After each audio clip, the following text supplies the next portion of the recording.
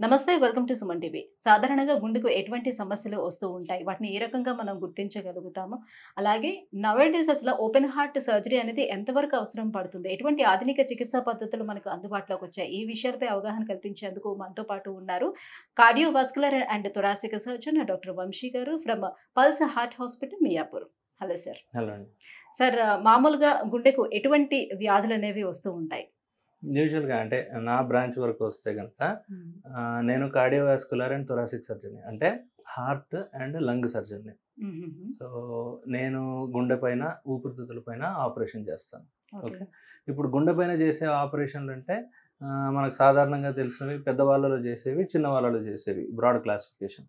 చిన్నవాళ్ళలో చేసేవి, చిన్న పిల్లల్లో చేసేవి ఈ కంజెంటల్ హార్ట్ డిసీజెస్ అంటారు. ఈ పెద్దవాళ్ళలో చేసే దాంట్లో మెయిన్‌గా మనం రొటీన్‌గా చేసేవి ఈ బైపాస్ ఆపరేషన్‌లు అండ్ గుండె లోపట కవాట మార్పిడి ఆపరేషన్‌లు. ఇవి చాలా సాధారణంగా చేస్తూ ఉంటాం కామన్‌గా. హ్మ్. సో, మనకి ఎక్కువ మంది పేషెంట్స్ అడల్ట్ పాపులేషన్‌లో వచ్చేవి బైపాస్ ఆపరేషన్ కోసం వస్తారు. లేదంటే కవాట మార్పిడి ఆపరేషన్ కోసం వస్తారు.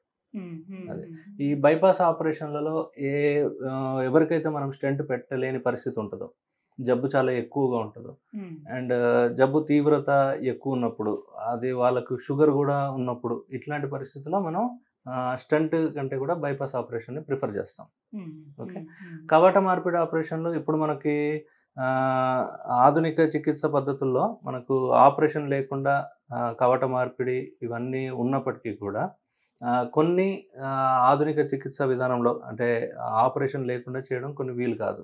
అట్లాంటి పరిస్థితుల్లో మనం ఆపరేషన్ చేసి కవాట మార్పిడి ఇవన్నీ చేస్తుంటాం. రిపేర్‌లు కావచ్చు, కవాట మార్పిడి కావచ్చు. హ్మ్. హ్మ్. అది. సో, అంటే ఈ ఈ ఇలా ఓపెన్ హార్ట్ వెళ్ళేటప్పుడు, ఈ సర్జరీస్‌కి వెళ్ళేటప్పుడు చాలా మంది భయపడుతూ ఉంటారు. అది ఎంతవరకు దానికి సక్సెస్ రేట్ అనేది ఉంటుంది. అండ్ తర్వాత కూడా నార్మల్‌గా మనం తిరగడానికి ఎంతవరకు అవకాశం ఉంటుంది? నార్మల్ లైఫ్‌ని ఎలా లీడ్ చేయగలుగుతామని? యూజువల్‌గా మనకి సర్జరీ ఇవన్నీ మేజర్ సర్జరీస్ అండి. అంటే హ్మ్. అప్రాక్సిమేట్‌లీ 4-6 అవర్స్ టైం పట్టే సర్జరీస్ ఇవన్నీ. కాకపోతే మనకు హాస్పిటల్ స్టే వచ్చేసి యూజువల్‌గా 3-4 డేస్. హ్మ్. దాని తర్వాత డిశ్చార్జ్ చేస్తాం. డిశ్చార్జ్ అయ్యే టైంకే పేషెంట్ నడవగలుగుతారు. బాత్రూమ్‌కెళ్ళగలుగుతారు. చిన్న చిన్న పనులేమన్నా చేసుకోగలుగుతారు. మెట్లెక్కగలుగుతారు. సో, హ్మ్. డిశ్చార్జ్ అయ్యే టైంకే. అంటే డిశ్చార్జ్ అయ్యే టైంకి ఒక పేషెంట్ ఒకరి పైన డిపెండ్ అయ్యే సిట్యుయేషన్‌లో ఉండరు. బెడ్ రెస్ట్ తీసుకునే అవసరం కూడా లేదు. హుహు. అండ్ మళ్ళీ normal routine activity. For example ఎవరైనా జాబ్ చేసుకునే వాళ్ళుంటే మళ్ళీ జాబ్‌కెళ్ళడానికి 1 మంత్ ఆగాలండి. అంటే వీక్‌నెస్ అండ్ పెయిన్ ఇవన్నిటి నుంచి రికవర్ అవ్వడానికి 1 మంత్ టైం పడుతది. 1 మంత్ తర్వాత నార్మల్ యాక్టివిటీస్ లీడ్ చేయొచ్చు. హ్మ్. అండ్ మీరు చెప్పినట్టు భయపడుతున్నారు అంటే, ఇంతకుముందు టెక్నాలజీ వేరు, ఇప్పుడున్న టెక్నాలజీ వేరు. హ్మ్. ఈ రిస్క్ అనేది చాలా మటుకు తగ్గిందండి. ఇంతకుముందులాగా మోర్టాలిటీ, మార్బిడిటీ ఇంతకుముందు ఉన్నంతగా లేదు. ఇప్పుడు హ్మ్. పేషెంట్స్ చాలా బాగా రికవర్ అవుతున్నారు. నార్మల్ యాక్టివిటీ రీగెయిన్ చేసుకుంటున్నారు వితిన్ 1 మంత్ లోపు. హ్మ్. అంటే ప్రత్యేకించి ఈ పల్స్ హార్ట్ హాస్పిటల్‌లో హ్మ్. సో, గుండెకు సంబంధించి ఎటువంటి సర్జరీ విషయంలో వచ్చేసరికల్లా ఎలాంటి ఆధునిక చికిత్స పద్ధతులు అందుబాటులో ఉన్నాయి? రైట్. సో యాక్చువల్‌గా 2 రకాల ట్రీట్మెంట్ ఆప్షన్స్ ఉంటాయండి. మనకి కన్వెన్షనల్‌గా స్టెర్నాటమీ అంటారు.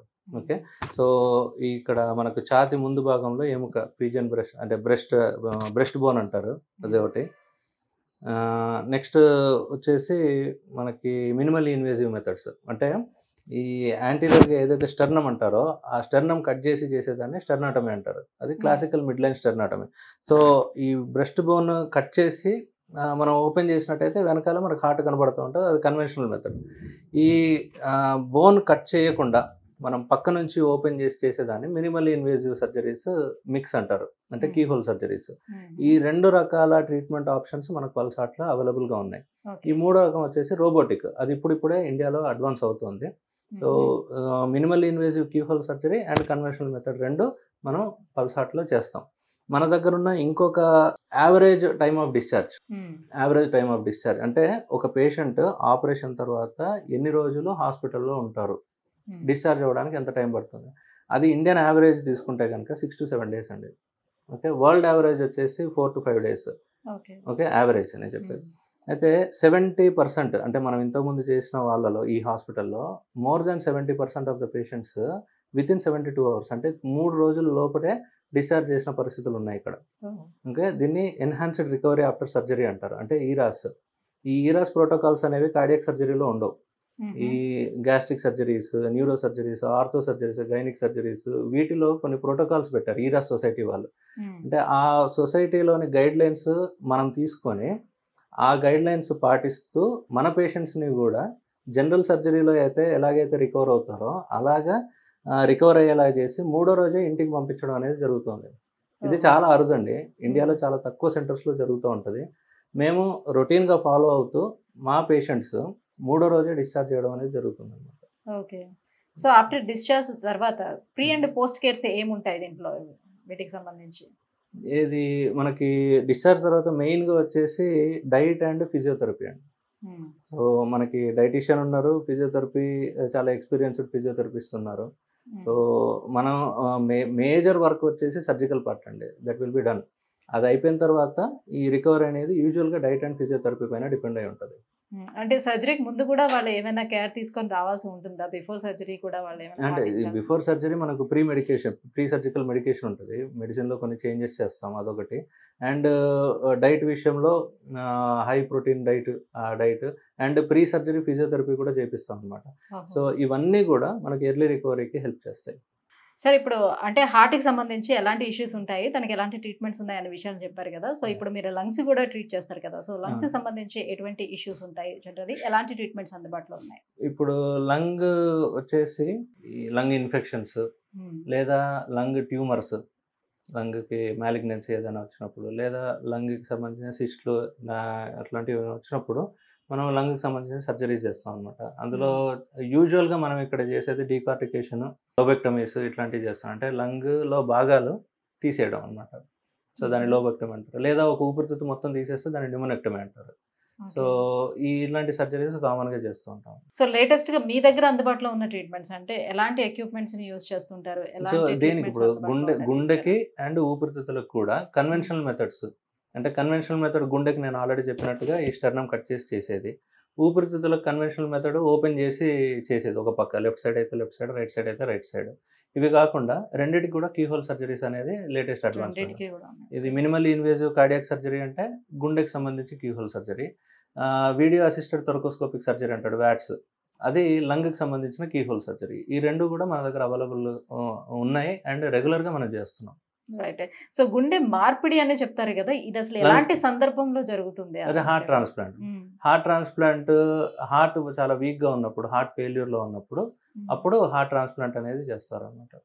అంటే ఎన్ని రోజుల్లోనే దాన్ని ట్రాన్స్‌ప్లాంట్ చేయాలి అట్లా ఏమైనా అంటే ఉంటుందా? హార్ట్ ఫెయిల్యూర్‌లో ఉన్నవాళ్ళు యాక్చువల్‌గా ట్రాన్స్‌ప్లాంట్‌కి మనం వెయిటింగ్ లిస్ట్‌లో పెడతాం అన్నమాట. ఆ వెయిటింగ్ లిస్ట్‌లో ఉన్న తర్వాత మనకి డోనార్ అండ్ రిసిపియంట్ మ్యాచింగ్ జరుగుతుంది.